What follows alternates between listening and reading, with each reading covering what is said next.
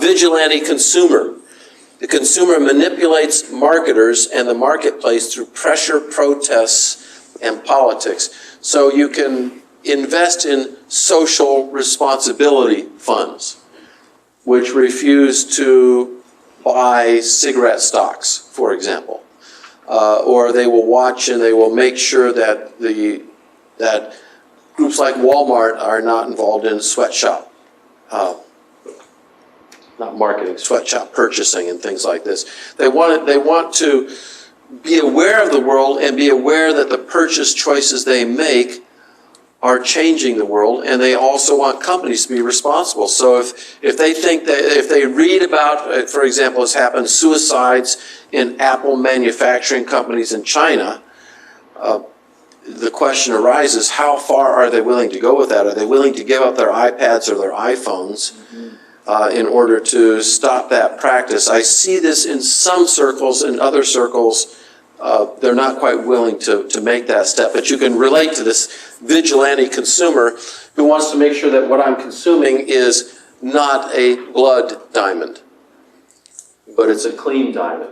I want crops that are not genetically modified. I want organically grown materials. I want free-range food rather than cooped-up food. And you're seeing in grocery stores, in traditional grocery stores now, you've got organic material, you've got non-GMO material, you've got free-range meats, you've got a wide variety of things because the manufacturers and the salespeople are looking at what the consumers are asking for, and they're trying to pay attention to that. 99 lives. Too fast a pace, too little time causes societal schizophrenia and forces us to assume multiple roles. So what types of things are we providing for people that help them meet these multiple role needs?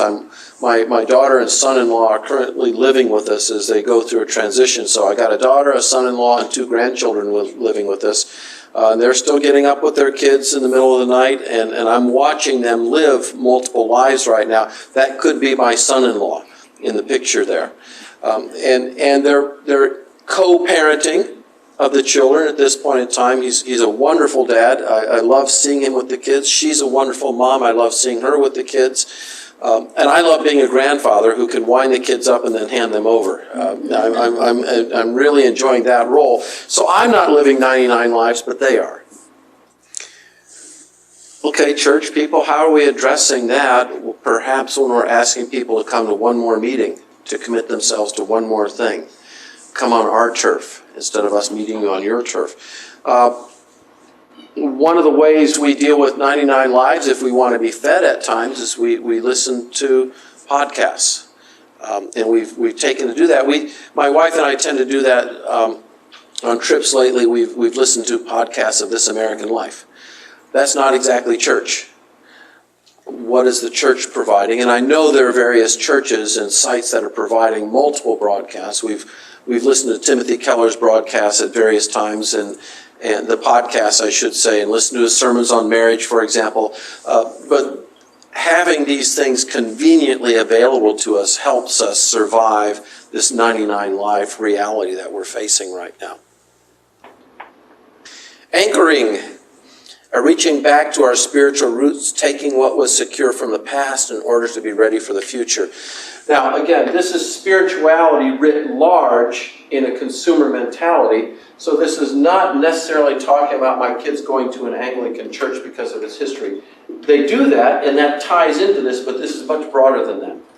This is looking at all different types of spirituality, and in what ways is the church reaching out. This is one of the areas the more contemporary evangelical church has a hard time handling.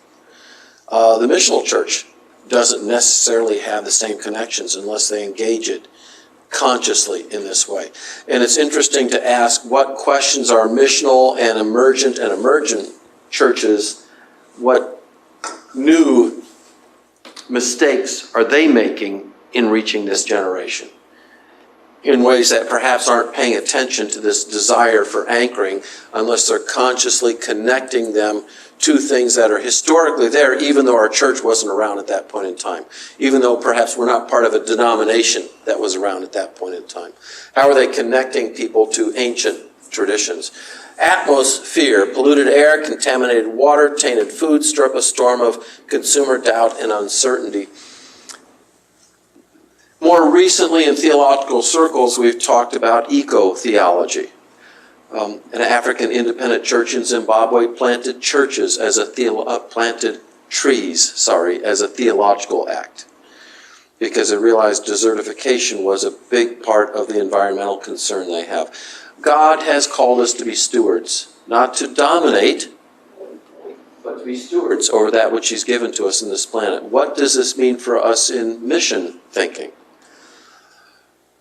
In what ways are our churches involved in ecological projects? I know my church has not been involved with that, and it can range from things to cleaning up a vacant lot in an urban setting, but it also can include the greening of urban settings. So planting a garden on a church rooftop and turning space that's never before been considered arable land into a place that's adding to the greening of the city.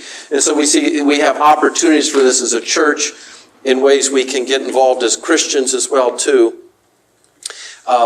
Being alive, awareness that good health extends longevity and leads to a new way of life. How many of you are wearing iWatches? How many of you have devices that tell you how many steps you've taken during the day? I do have as we're taping this, the iPhone 6 Plus, because I'm a big person and I need a big screen.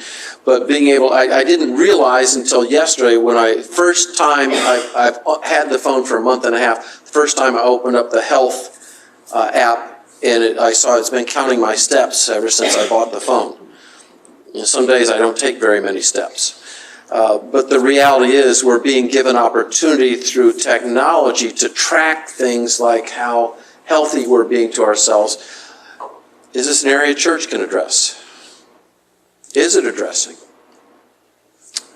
Sometimes churches they might organize, rather than the traditional softball leagues, perhaps church running leagues, or maybe not bowling.